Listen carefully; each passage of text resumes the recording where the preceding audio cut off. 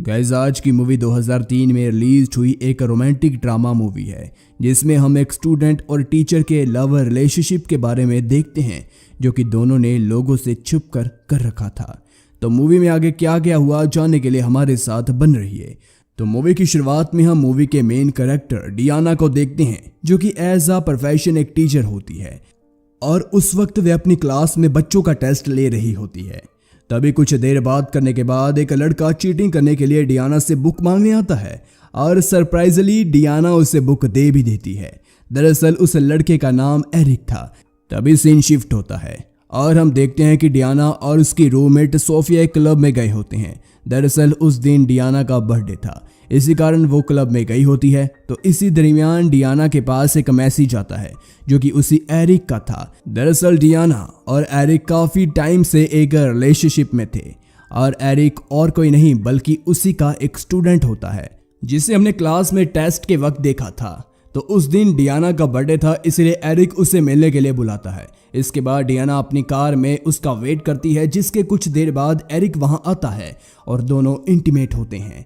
जिसके बाद डियाना उसे बताती है कि जब वो हाई स्कूल में पढ़ती थी तो वो रात को आइसक्रीम लाने के बहाने अपने बॉयफ्रेंड के साथ सेक्स करती थी और उसे लगता था कि इसके बारे में उसकी मॉम को कुछ नहीं पता, मगर उसकी मॉम सब जानती थी और इसी वजह से दोनों में बहस हो गई थी। तो उस इंसिडेंट के बाद उसने अपनी मॉम से बात करनी बंद कर दी थी। नेक्स्ट डे डियाना क्लासरूम में थी और अब क्लास खत्म होने का टाइम हो चुका था। इसी वजह से सभी स्टूडेंट्स अपने घर जा रहे थे और कल थैंक्स गिविंग की छुट्टी भी होती है, इसीलिए सब एक दूसरे को विश कर रहे होते हैं। देखिए, थैंक्स गिविंग दरअसल नॉर्थ अमेरिका में एक फेस्टिवल के तौर पर मनाया जाता है और इसके लिए वहाँ नेशनल हॉलिडे भी डिक्लेयर की जाती है। तो वहीं अब एरिक डियाना के पास आता है और उसे किस करने की कोशिश करता है, मगर डियाना उसे रोक देती है और जाते जाते एरिक उसे कॉल करने के लिए कहता है। वहीं अब डियाना बाकी टीचर्स के पास जाती है जहाँ एक टीचर उसे रात को ड्रिंक्स के लिए इनवाइट करती है, मगर डियाना मना कर उसे कहती है कि आज उसका ब्रदर हंटर दूसरे टाउन से आ रहा है तो वो उसके साथ ही ड्रिंक्स एंजॉय करेगी। तो रात को वो हंटर से मिलने जाती है और दोनों थोड़ी बातें करते हैं, जिसके दरमियान हंटर उसे कहता है कि मॉम उसे याद कर रही है। मगर ये सुनकर डियाना अपने भाई को छोड़कर वहां से चली जाती है और जब वो घर आती है तो एरिक को कॉल कर बुलाती है, जिसके बाद दोनों इंटीमेट होते हैं। अगले दिन सोफिया कुछ काम कर रही होती है और उसके साथ डियाना भी मौजूद थी, जिसके दरमियान उसे एरिक का एक मैसेज आता है जिसमें उसने डियाना से एक न्यूड पिक मांगी होती है और अब डियाना सोफिया से छुपकर एक टॉपलेस पिक एरिक को सेंड कर देती है। इन सभी बातों के बाद सोफिया उसे एक पार्टी के लिए इनवाइट करती है, जिस पर डियाना हाँ कर देती है। वहीं अब सीन पार्टी में शिफ्ट होता है जहां डियाना और सोफिया दोनों मौजूद होते हैं, मगर कुछ देर बाद डियाना को पार्टी कुछ पसंद नहीं आती, इसीलिए वो सोफिया की कार लेकर वापस घर लौट आती है और घर पहुंचकर वह फिर से एरिक को कॉल करती है और जिसके बाद दोनों फिर से इंटीमेट होते हैं। नेक्स्ट डे डियाना जब स्कूल में लंच कर रही थी तभी जेसिका नाम की टीचर उसे बताती है कि पूरे स्कूल में कुछ स्टूडेंट ने एक गर्ल स्टूडेंट की टॉपलेस पिक्चर वायरल कर दी है और अब ये सुनकर डियाना थोड़ी वरिड हो जाती है क्योंकि उसने भी एरिक को एक टॉपलेस पिक दी थी। इसके बाद जेसिका उसे एक डांस पार्टी के लिए इनवाइट करती है जिसमें स्कूल के सभी लोग अपना डांस पार्टनर अपने साथ लाने वाले थे। वहीं अब क्लास खत्म होने के बाद डियाना एरिक से मिलती है और उसके फ़ोन में से अपनी फ़ोटो को डिलीट कर देती है। तभी एरिक उसे कहता है कि आज रात क्या वो उसके घर आ सकता है, जिस पर डियाना हाँ कह देती है। दरअसल सोफिया अपने होम टाउन गई होती है, इसी वजह से डियाना एरिक को बुला लेती है। अब रात को दोनों एक साथ होते हैं जहां एरिक डियाना को बताता है कि वो किसी और लड़की के साथ डांस पार्टी में जाएगा, जिसे सुनकर डियाना थोड़ा हर्ट हो जाती है, मगर उनके लिए यही सही होता है क्योंकि डियाना और एरिक ने अपनी रिलेशनशिप सबसे छुपा कर रखी होती है। इन सभी बातों के बाद दोनों फिर से इंटीमेट होते हैं। अगले दिन डियाना स्कूल के बाद अपने घर कुछ काम कर रही थी, तभी उसे एरिक का कॉल आता है और फिर से वह उसके आने की बात करता है, मगर डियाना उसे मना कर देती है क्योंकि उस दिन सोफिया घर ही मौजूद थी। तो इसी वजह से एरिक उसे अपने एक कज़न के घर ले जाता है जहां दोनों एक साथ टाइम स्पेंड करते हैं और इंटीमेट भी होते हैं।